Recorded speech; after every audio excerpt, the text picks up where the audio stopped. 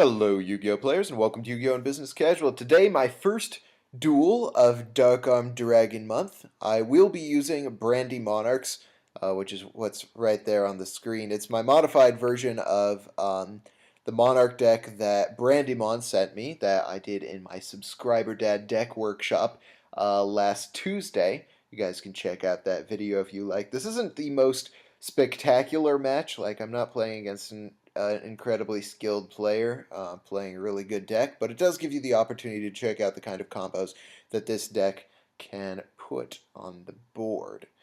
It looks like he's going first. In the meantime, this takes a little while, but one thing that you guys can look forward to is it is ban list according to Logic series. If you guys want to comment down below and help me out in trying to make my kind of empirical system for this format that I usually use, since I can't use Shriek anymore because the OCG is on a different list, and the OCG will be getting a different list most likely. So if you guys want to help me out with that, that would be absolutely appreciated. Otherwise, I'm going to have to do a lot of digging, and that will not be fun. But I am committed to giving you guys that scientific, economist point of view um, on the ban list. And it looks like he's setting 3 cards and passing. So, that's a problem for this deck, because this deck doesn't deal with back row so hot, but I did open with the Lila, so I decided to summon her and use her effect. I could try and bait out something with her, and oftentimes people will bottomless or warning a Lila just so that they can keep a card that they would rather have on the board than the bottomless or the warning, and also just to get rid of her before she can get her milling off.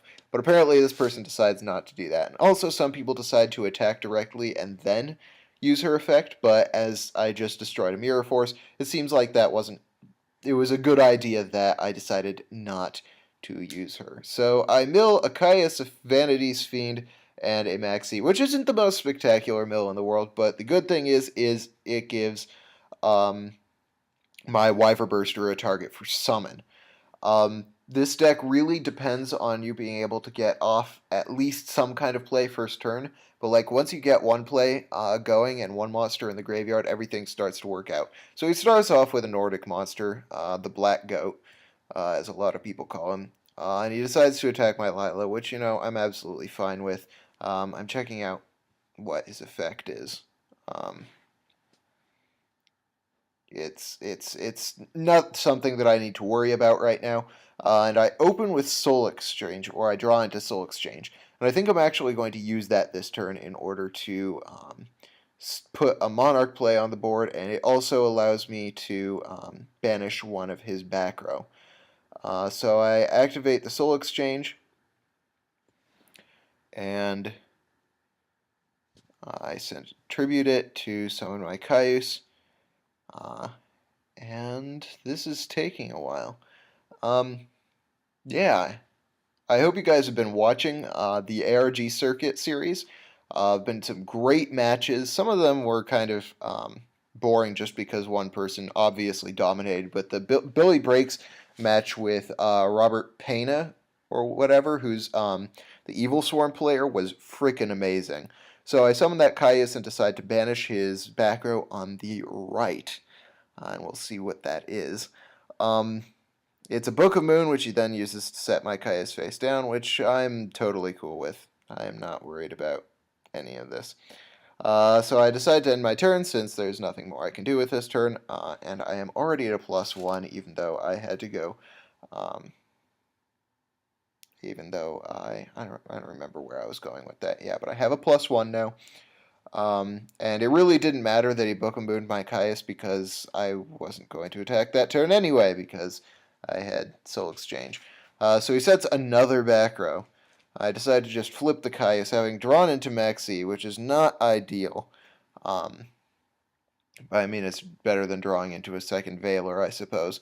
So I've got a handful of hand traps, 2 Chaos Dragons, and I attack directly with Caius, and he decides to hit the Scapegoat button, to which I decide to chain one of my Maxis.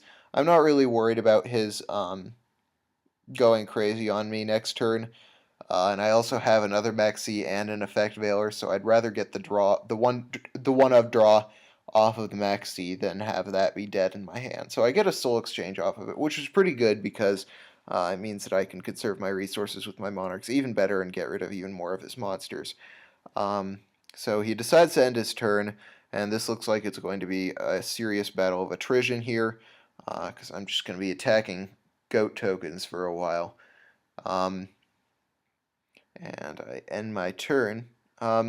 This deck is actually pretty good. The issue with it is consistency. Like, you have to get the ball rolling, and if you open with like multiple Return of the Monarchs and no Monarchs, that's a huge problem. It happens very rarely, but it is possible for it to happen. I actually have yet to draw into multiple Return of the Monarchs until, of course, late in the game when I'm already winning, because the combos with this deck are pretty crazy.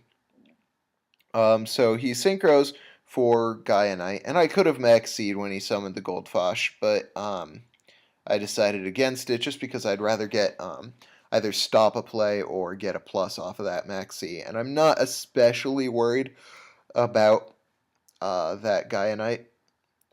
So I allow him to hit me with that damage with the Caius, and then I draw for turn. And here's where things get crazy. Because I draw into Zaborg, which is really important for starting plays in this deck.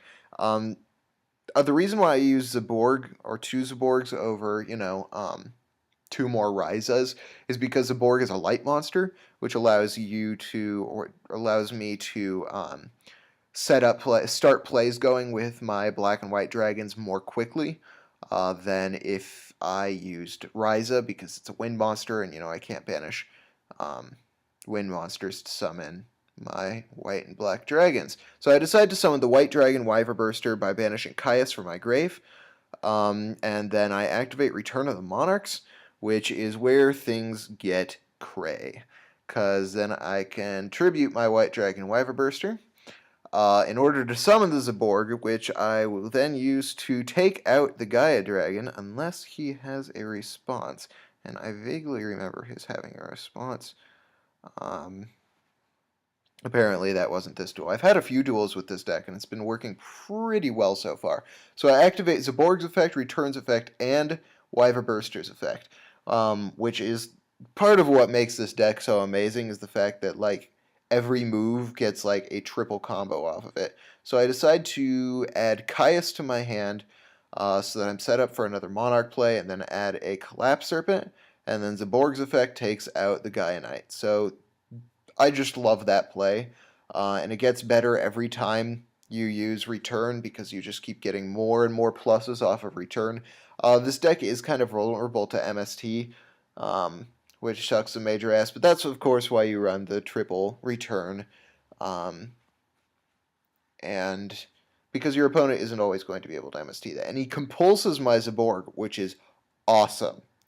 Like, that's just amazing, because he doesn't take the damage, but now I have two Monarchs set up in my hand. He took a minus to put my Zaborg in the hand, and then every time I summon Zaborg, I get an extra plus.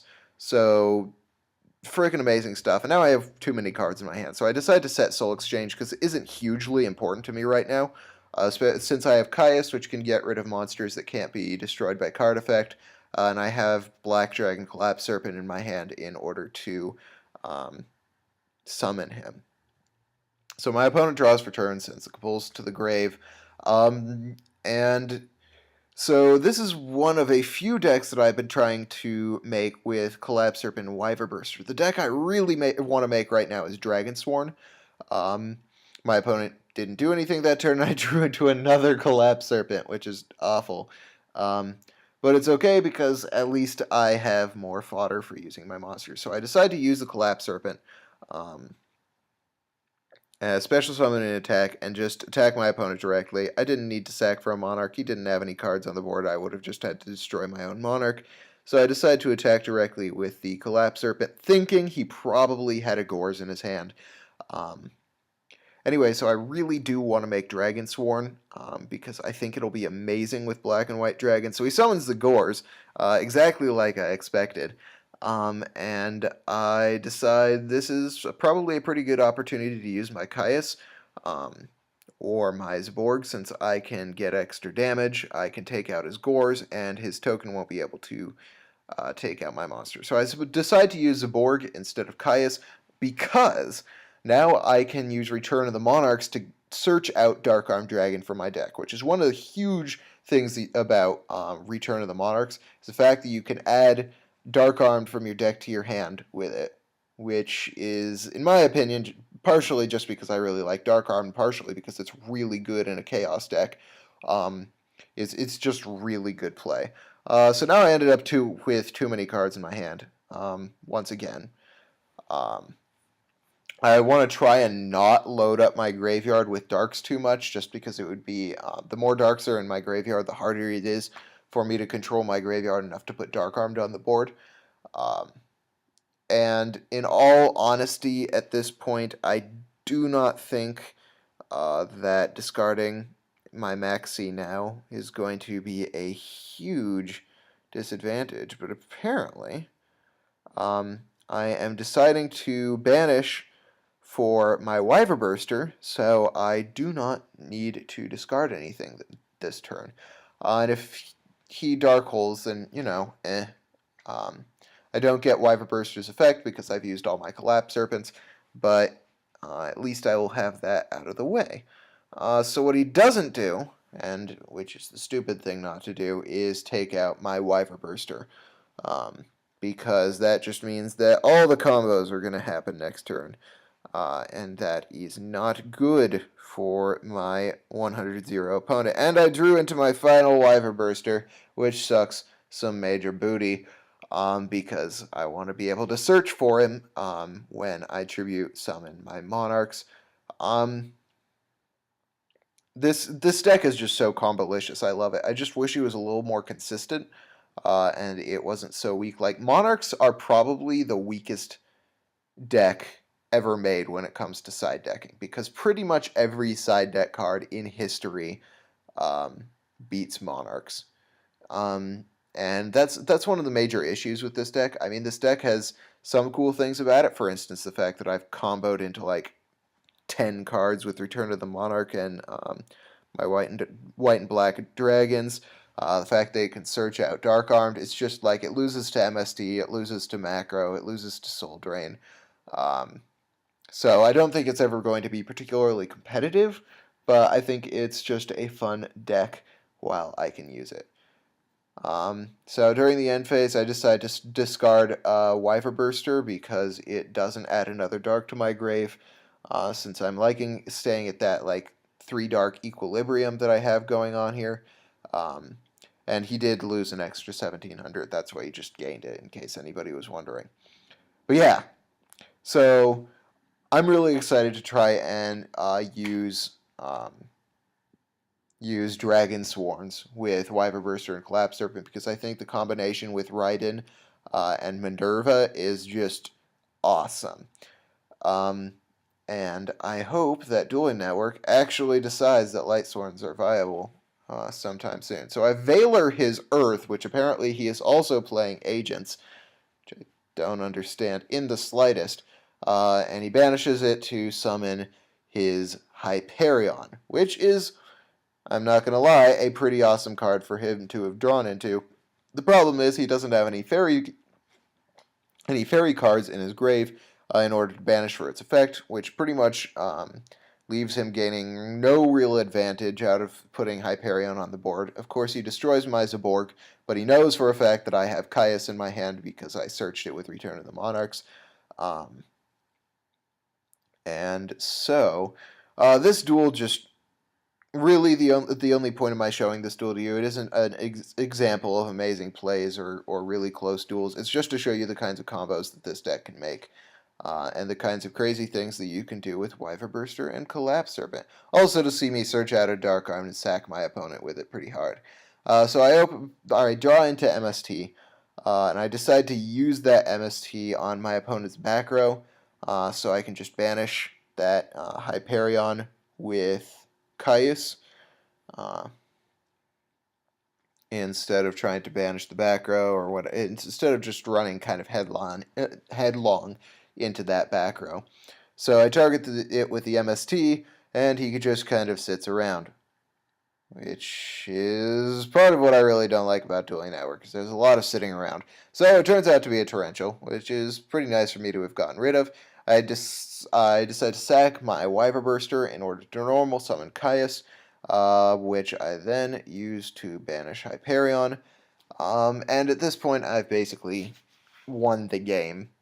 Unless he has some major counters to my to things like Collapse Serpent and the Monarch I'm about to get to my hand. Um, and I decided to go for Ryza just because, apparently I decided to go for Zaborg. Um, so, yeah, just like, there's not a whole lot he can do to get around me right now, unless, he summons like a Crimson Blader and runs over my Caius. But then, of course, there's still things I can do to get around that. And I do still have 7,500 life points.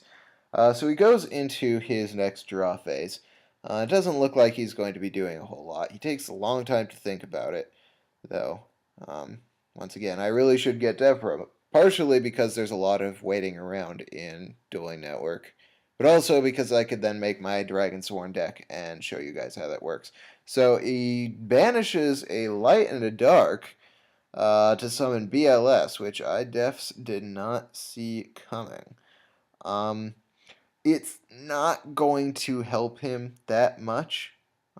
He's using its effect to banish Caius, by the way. He just hit the wrong button. So, yeah, I'm not particularly worried about him at this point. So he banishes that. This duel is not especially exciting at this point. I suppose it's kind of back and forth now because now he has some advantage. He's getting Earth. But in all honesty, I still pretty much have it at this point. There are other things I want to talk about. I will be... Let's see, I don't want to do another Holy Nuts video quite yet, but I do have one queued up for Madolce. I will be doing a little more Legacy of the Valiant discussion this week. What else do I have for you guys? My life is extremely boring, apparently. I will try to get the ARG circuit. What are they called? The nuts. What are they called? The deck profiles for the ARG circuit top 16 tomorrow, since they will be posting them as they always seem to do. And I will do my normal terminant analysis. So I sack Collapse Serpent in order to summon Zaborg. Then Return activates and Zaborg activates. So this combo is just, it's pretty crazy. And he actually says something about that at the end of the duel. After I drop some Major Monkey S on him. And it looks like we're actually pretty close to the end of the duel because I actually remember what I did next after this play. Which was I checked my graveyard to make sure that I was ready to do what I am about to do. And I get to end my game with the best monster in my deck, Dark Armed Dragon. That's right. And as always, I have to check my graveyard. Everybody does it. Every time you summon Dark Armed, your opponent counts your graveyard. Every single time. Even if they know, even if they've been looking at your graveyard the entire duel, they will always look at your graveyard when you summon Dark Armed. So that's the duel. It's pretty much over at this point, and he's talking about how compilicious it is. I hope you guys like it. If you did, hit that thumbs up button. If you didn't, let me know why. And then I got a jet.